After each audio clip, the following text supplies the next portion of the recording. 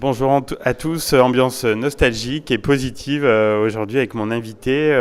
Il est actuellement à l'affiche d'une pièce de théâtre, Dernier baiser, dont on va parler. Mais auparavant, on va revenir sur son tube de 1994, Palavas les flots. Bonjour Anthony Dupré. Bonjour, vous allez bien? Tout va bien, j'espère que nos auditeurs aussi.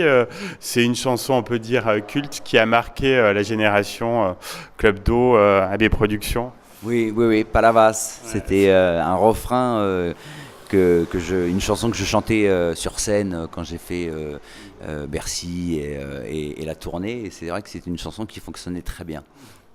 Et alors pourquoi Palavas les flots et pas Argelès-sur-Mer ou Marseille en plage? Alors tout simplement parce que j'ai vécu à Palavas quand j'étais enfant. Donc il y avait une explication. Oui, il y avait une explication de 7 ans à 9 ans. J'ai habité à Palavas-les-Flots et ça a été un merveilleux souvenir. Et beaucoup de pubs pour eux, ils vous en sont reconnaissants ou pas? Non, j'ai jamais eu de nouvelles. Ils m'ont pas donné les clés de la ville.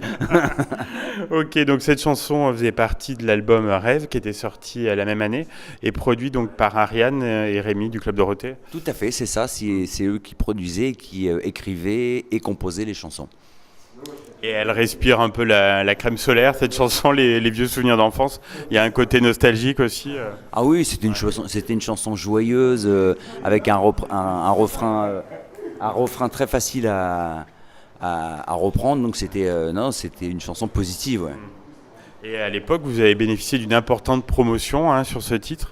Oui, on faisait beaucoup de promos. Déjà, on chantait au Club Dorothée, on chantait au Jackie Show, et puis en plus, on avait les tournées, les galas, on avait beaucoup de promos. Ouais. Oui, ça, je crois que vous avez un bon souvenir de la scène et des tournées avec Hélène Rollès et les autres. Ah, c'était un souvenir extraordinaire. J'ai eu la chance de faire la première partie d'Hélène en 93 au Zénith, et puis ensuite en 95 à Bercy.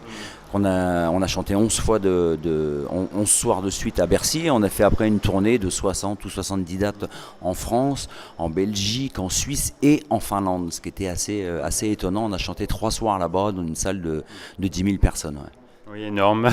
Donc vous la chantez plus cette chanson enfin la chanson c'est pour l'instant c'est un peu arrêté. Oui, j'ai mis ça de côté. Pour l'instant, je me concentre vraiment sur la comédie et aujourd'hui le théâtre et sinon les séries télé, voilà. Mais vous chantez toujours très bien, je viens de le voir dans la pièce. Merci, c'est gentil. Oui. Bon, là, on chante une chanson, on chante la chanson de Dernier baiser et c'est agréable de chanter ça avec Mag. Ouais. Et donc vous étiez un pilier donc de Premier baiser des années fac. Je crois que c'est des très bons souvenirs pour vous. Je crois que l'ambiance était très bonne, voire très chaude même. J'ai cru comprendre. Bon, on était jeunes, c'était cool. Non, il y avait une ambiance vraiment extraordinaire. C'est des très belles années de ma vie. Ouais. Donc on va parler donc de Dernier baiser, donc la pièce à la Grande Comédie donc jusqu'au mois de juillet. C'est vous qui avez eu l'idée donc de cette pièce de théâtre avec une autre personne? Oui, tout à fait. Alors j'ai pensé à ce spectacle il y a maintenant 2 ans et demi à peu près. Et moi je suis pas auteur, donc j'avais une idée de ce que je voulais à peu près. Donc je cherchais un auteur et c'est Manuel Boidron avec qui j'ai tourné dans Navarro, qui m'a présenté Franck Lehen et voilà, et donc Franck a commencé à écrire. Ensuite on a travaillé ensemble pendant 1 mois et demi, 2 mois sur l'écriture de la pièce. Donc ça s'adresse tout particulièrement nostalgique de AB Productions, mais je pense qu'on peut venir aussi passer un excellent moment sans être familier de cet univers. Tout à fait, parce que c'est aussi une pièce qui traite de la tolérance, du regard des autres, comment on perçoit les gens, et puis justement il faut essayer avant de juger, il faut essayer de comprendre. Et c'est une pièce qui parle de tout ça. C'est une jolie comédie où on rit, où on peut être ému. Enfin, on passe par plein de sentiments. Je peux en témoigner. Et elle fonctionne vraiment très bien. Et puis la place de Magali Madison était toute naturelle. Elle joue vraiment très bien. Ah oui, mais Magali, on voulait vraiment l'avoir dans la pièce parce que déjà j'avais un souvenir fabuleux d'elle pendant les tournages. C'est une fille qui est vraiment très solaire, très agréable, toujours de bonne humeur. C'est une super comédienne. Elle a créé le personnage d'Annette avec cette voix mythique maintenant. Et donc oui, moi je voulais vraiment qu'on fasse cette pièce avec elle. Et donc elle sera proposée donc jusqu'au mois de juillet. Est-ce qu'après vous envisagez peut-être en province? Oui, on va sûrement faire une tournée par la suite. Alors on ne sait pas encore quand parce que là on joue jusqu'au 10 juillet à la Grande Comédie et on ne sait pas si on reprend en septembre ou si on organisera une tournée. Mais bon, ça sera, je pense, s'il y a une tournée, ça sera en 2020. On vous attend en Auvergne, hein. Mais on va venir. Mais je suis passé il y a 2 ans, j'ai joué à Aurillac, Oui. voilà par là-bas. Et Tout c'était à très fait. sympa. On mange très bien dans Tout à notre fait. région et j'adore manger. Tout à fait. Alors, comment vous expliquez cette nostalgie autour de cette période? C'était une période bienveillante, on pourrait dire. Oui, c'est vrai que les épisodes, la série, le message, il est toujours positif. Et je crois qu'aujourd'hui, tous ceux qui ont regardé arrivent à la quarantaine. Et je pense il y a une espèce de nostalgie qui s'installe à cet âge-là parce qu'on a fait une première partie de vie, on entame la deuxième.